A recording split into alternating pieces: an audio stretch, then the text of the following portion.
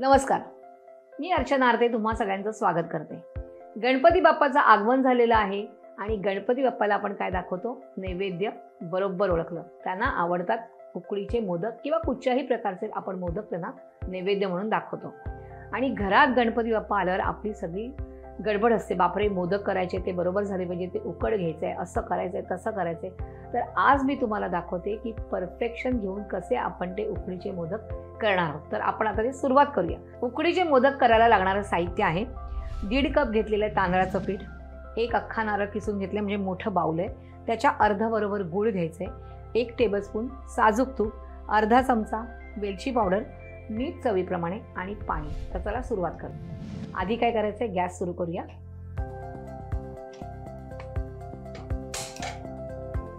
आणि आपण ह्यात घेऊया बरोबर परफेक्ट मेजरमेंट घ्यायचं, जेवढं कप तुमचं तांदळाचं पीठ असेल तेवढंच तुम्ही पाणी घ्यायचंय। तर मी इथे घेते 1.5 कप पाणी।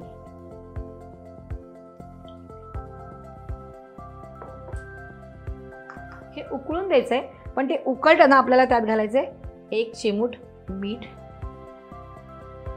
आणि 1 टीस्पून किंवा टेबलस्पून साजूक तूप, 1 टेबलस्पूनच तूप घालायचंय, जास्त तूप घालायचं नाहीये। जर तूप जास्त झालं तर मोदक तुमची फाटण्याची शक्यता असते। आता याला छानपैकी उकळी आलेली आहे। आता आपण गॅस कमी करायचंय। हे पीठ आहे ते मी ह्यात घालते। मी इकडे बासमतीचं पीठ घेतलेलं आहे। आता गॅस बंद करायचंय आणि हे मिक्स करायचं।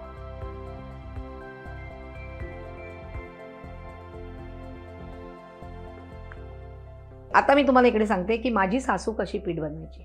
काय करायची, ती बासमती तांदूळ घ्यायची, छानपैकी धुवायची, स्वच्छ अशा छान अशा मलमलच्या कपड्यावर किंवा अशी कॉटनची छान अशी मऊ मुलायम साडी असेल त्याच्यावरती तो अंथरायची, तो छान असा सुकवून द्यायची, तो वाळवून झाल्यावरतीच मगच तो दळायला द्यायची। हे सगळं करतात। पण आता काय झालेलं आहे, आता छान असं मार्केटमध्ये गेलात की मस्तपैकी बासमतीचं तुम्हाला पीठ मिळतं। पण मोदकासाठी मी आवर्जून सांगेन की फक्त बासमती तांदळाचंच पीठ घ्या।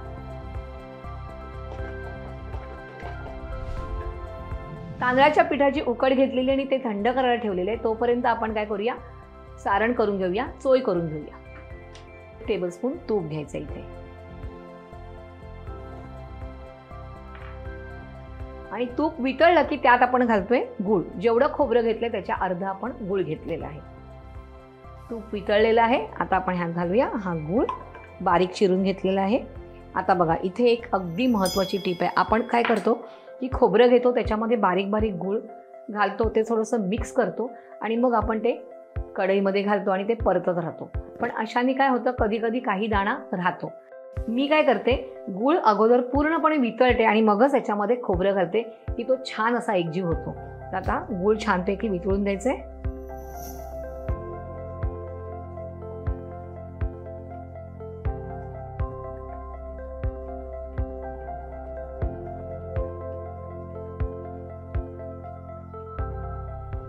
इथे गूळ चिकीचा नाही वापरायचा आहे, साधाच गूळ वापरायचा आहे। छान असं वितळून द्या आणि वितळलं की आपण त्याच्यामध्ये घालणार आहोत वेलची पावडर, ही छान सुगंध येईल। छानपैकी गूळ वितळलेला आहे। आता मी ह्याच्यात घालते खवलेला नारळ, 1 अख्खा नारळ घेतलेला आहे। जेवढी वाटी खोबरं असेल त्याच्या बरोबर अर्ध गूळ घ्यायचंय, पुन्हा सांगते।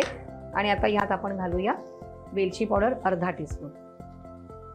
गुळामध्ये घातलं तरी चालणार आहे आणि नंतर घातलं तरीही चालणार आहे। आता ही आपली चोय पण तयार आहे। जास्त अगदी म्हणजे कडक होईपर्यंत करायचे नाहीये, थोडंसं ह्याच्यात असं पाणी जे गुळाचं दिसतोय तुम्हाला, थोडंसं असं ओलसर ठेवायची आहे। आणि आता आपण गॅस बंद करूया आणि ही जी चोय आहे ती थंड होऊन देऊया, तोपर्यंत आपण उकड मळून घेऊया। आपण जी तांदळाच्या पिठाची उकड घेतली ती थंड झालेली आहे, पण आपण सगळ्यात प्रथम काय करायचंय, आधी गॅस सुरू करूया।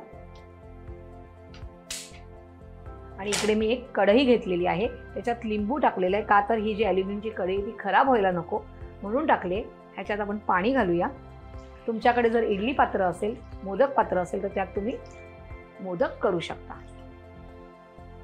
माझ्याकडे स्टीमर आहे आणि मी आता हे भांडं जे आहे ते असं ठेवणार आहे।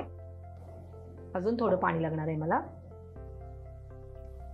आणि ह्याच्या आतमध्ये मी केळीचं पान ठेवलेलं आहे. इथे महत्त्वाची टीप आहे, केळीच्या पानाला आपण थोडंसं तूप लावायचं आहे, म्हणजे आपले मोदक जे डायरेक्ट आपण लाडू करंडा म्हणजे करंड्यामध्ये घातले, आपण म्हणतो मोदकाचा करंडा किंवा इडली पात्र किंवा स्टीमर, तर काय होतात ते खाली चिकटतात. ते चिकटू नये म्हणून ही एकदम एक नंबर महत्त्वाची टीप आहे. आता आपण हे असंच ठेवूया आणि आता आपण पीठ मळायला घेऊया.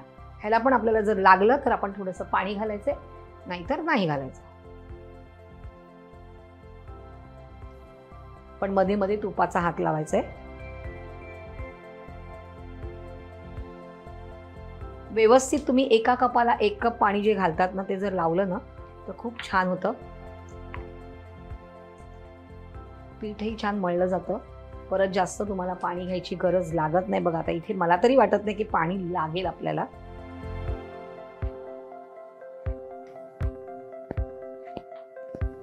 जेवढं तुम्ही पीठ छान मळणार तेवढा तुमचा तो मोदक छान होणार, अजिबात फाटणार नाही. आपण हे झाकण काढून ठेवूया. आपलं सारणही झालं असेल तर सारण घेऊया आपण आता आणि आपण मोदक आता वळायला घेऊया. पण त्याच्या अगोदर आपण काय करायचंय, ह्या पिठाचे छोटे छोटे गोळे करायचे आणि मग आपण मोदक भरायला घेऊया. साधारण एवढ्या पिठाचे तुमचे 15 तरी मोदक होतात. म्हणजे लक्षात ठेवायचं, 1.5 कप जर घेतला म्हणजे आपले जे 4 मेजरमेंटचे कप्स असतात त्याच्यामधला मोठा कप घेतला तर त्यामध्ये तुमचे 15 मोदक आरामात होतात. म्हणजे जर 2 कप घेतलं तर 21 मोदक नक्कीच होणार आहे.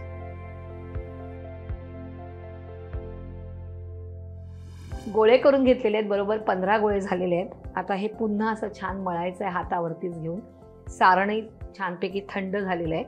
ही तुपाची वाटी पुढ्यात घ्यायची आहे. तुम्ही तेल लावलं तरी चालतात. 2 अंगठे तुपामध्ये बुडवायचे आहे. मधल्या पोर्शनला दोन्ही बोटं अशी मध्ये घालून छान अशी पारी करायची, खोलगट पारी करायची. आणि जेवढी पातळ पारी कराल तेवढा तो मोदक छान लागतो, कारण त्याच्यामध्ये सारण जास्त भरायचं आहे आपल्याला. आणि अशी ही कडा जी असते ती थोडीशी पातळ करून घ्यायची. आणि आता बघा ही 2 बोटं आणि हा अंगठा असं हे प्रेस करायचं आहे. कोण कोण काय करतं, अगोदर सारण भरतं आणि मग तुम्ही अशा प्लेट्स घेतात, पण तसं करायचं नाही. तसं केलं तर तुमचा तो मोदक फाटण्याची शक्यता असते.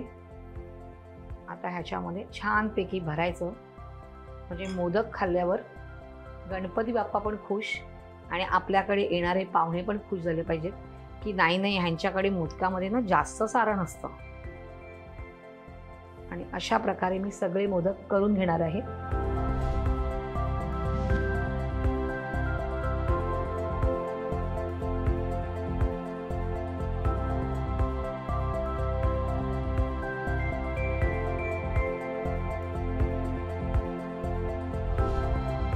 अशा प्रकारे आपले हे 11 मोदक झालेले आहेत, थोडेसे जास्त पण झालेले आहेत. आता गॅस मोठा करायचा आहे आणि याला झाकण लावायचं आहे आणि 15 ते 20 मिनिटं बरोबर वाट बघायची. आपण बघूया आपले मोदक तयार आहेत का. आता इथे कसं चेक करायचं, जर ते मोदक आपल्याला हाताला चिकटले तर याचा अर्थ ते झालेले नाहीत. पुन्हा आपल्याला झाकण द्यायला लागेल. थोडंसं चिकटतंय त्यामुळे आपण पुन्हा झाकण देऊया त्याच्यावरती आणि वाफ येऊन देऊया. इकडे तुम्हाला मला एक टीप सांगायची आहे. काही जण काय करतात, म्हणजे माझी सासू करायची असं किंवा माझी एक बहीण आहे ती पण करते. मोदक आपण सगळा भरला ना की तो स्टीमरमध्ये जायच्या अगोदर ते थंड पाण्यामध्ये असा डीप करायचे आणि मग तो त्याच्यामध्ये ठेवायचे, की जेणेकरून ते मला एकदम सॉफ्ट राहतो आणि चिकटत पण नाही. मग मी केळीचं पान ठेवते. येस, हे झालेले आहेत. हाताला कुठेही चिकटत नाही आहेत बघा, म्हणजे झालेत. गॅस बंद करूया. आणि छान पीठ पण सुंदर आहे, छान असं तुकतुकीत पण आलेलं आहे त्याच्या मोदकावरती. असे मस्त दिसतात आहेत मोदक. तर आता आपण काय करूया, ही वाफ जाऊन देऊया, एक 5 मिनिटं वाट बघूया आणि मग आपण मोदक काढून घेऊया आणि बाप्पाला नैवेद्य दाखवूया.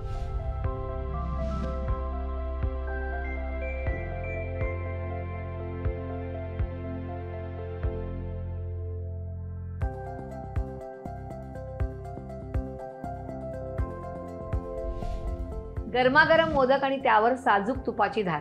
तुम्हाला माहिती आहे ना मोदक कसा खायचा, गरम असा तो असा फोडायचा आणि त्याच्यावर तुपाची धार टाकली ना की तो एकदम मोदक मस्त लागतो.